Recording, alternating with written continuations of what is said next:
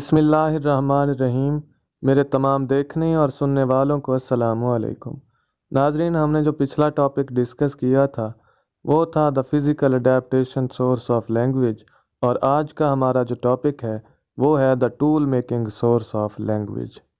जैसे कि हम सब लोग जानते हैं कि टूल्स का मतलब औज़ार होता है, लेकिन इस थ्योरी में हम लोग जो डिस्कशन करने जा रहे हैं वो ये है कि लैंग्वेज और टूल मेकिंग जो है इंसानों की, उसके दरमियान क्या रिलेशन है।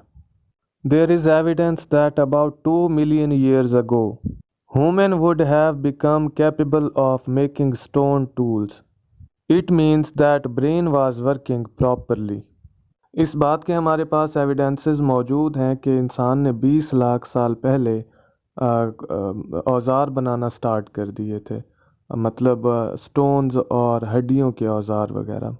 इस बात से हमें यह पता चलता है कि उस वक्त इंसानों का जो ब्रेन था वो बिल्कुल सही वे में प्रॉपरली जो है वो वर्क कर रहा था, क्योंकि उस वक्त के जो लोग थे वो इतने कॉन्शियस हो चुके थे कि वो अपने मतलब शिकार के लिए टूल्स वगैरह बना रहे थे और अपने डिफेंस के लिए भी। उसके बाद हम लोग ह्यूमन ब्रेन के ऊपर थोड़ी सी डिस्कशन कर लेते हैं कि ह्यूमन ब्रेन है क्या और कैसे वर्क करता है।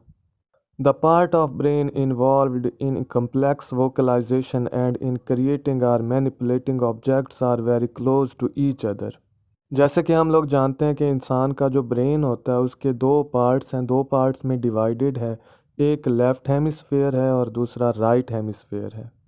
रिसर्चर्स जो हैं उनका मानना ये है कि जब हम लोग अपने हाथों को यूज़ कर रहे होते हैं, हैंड्स को, तो उसमें जो हमारी हेल्प करता है, ब्रेन का जो हिस्सा हमें हेल्प कर रहा होता है हमारे हैंड्स को यूज़ करने में, वो लेफ़्ट हेमिस्फेयर के अंदर है। और जब हम लोग कोई बात कर रहे होते हैं या लैंग्वेज बोल रहे होते हैं तो जो पार्ट हमें हेल्प कर रहा होता है ब्रेन का बोलने में, वो भी लेफ़्ट हेमिस्फेयर के अंदर है। और ये दोनों पार्ट जो हैं जो हमें बोलने में हेल्प करता है और जो हमारे हैंड्स को यूज़ करने में हेल्प करता है, ये दोनों बिल्कुल ही करीब हैं और लेफ़्ट हेमिस्फेयर के अंदर हैं।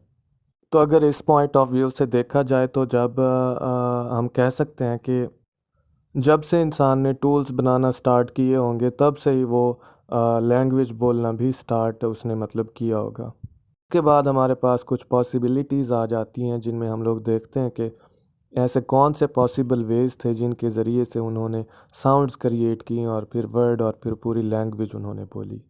Sounds are combined to make words. हम ये कह सकते हैं कि जब उन्होंने कुछ टूल्स क्रिएट किए तो उन्होंने उनके नाम भी रखने की कोशिश की होगी, और उस सिलसिले में उन्होंने कुछ साउंड्स क्रिएट की और फिर कुछ वर्ड बनाए और फिर उनके नाम रख दिए।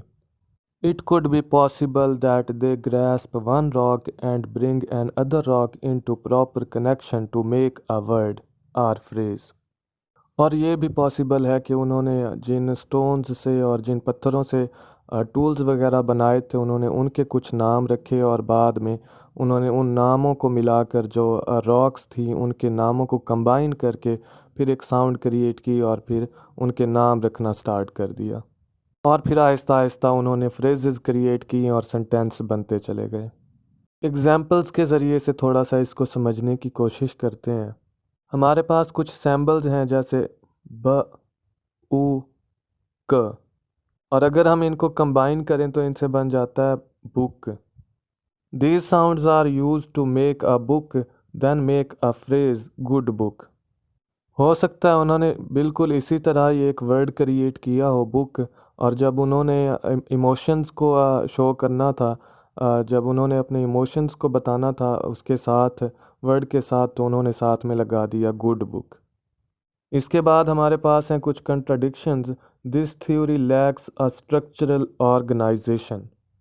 इस थ्योरी को फेल करने वाले ये कहते हैं कि इसकी कोई स्ट्रक्चरल ऑर्गेनाइजेशन नहीं है। जैसे हमारे पास साइन लैंग्वेज है, अगर हम साइन लैंग्वेज को देखें तो उसमें कम अज़ कम स्ट्रक्चरल ऑर्गेनाइजेशन है, लेकिन इसके अंदर कोई भी स्ट्रक्चरल ऑर्गेनाइजेशन हमें नहीं नज़र आती इस थ्योरी के अंदर। तो वो कहते हैं कि ये कोई कंफर्म बात नहीं है कि ये बिल्कुल ऐसे ही था, बल्कि ये हो सकता है ये गलत भी हो। तो नाजरीन, ये थी हमारी आज की वीडियो। अगर पसंद आई हो तो लाइक और शेयर ज़रूर कीजिएगा और सब्सक्राइब करना प्लीज़ मत भूलिएगा ताकि हमारी हौसला अफजाई हो। हमारी नेक्स्ट आने वाली वीडियो तक अल्लाह निगहबान।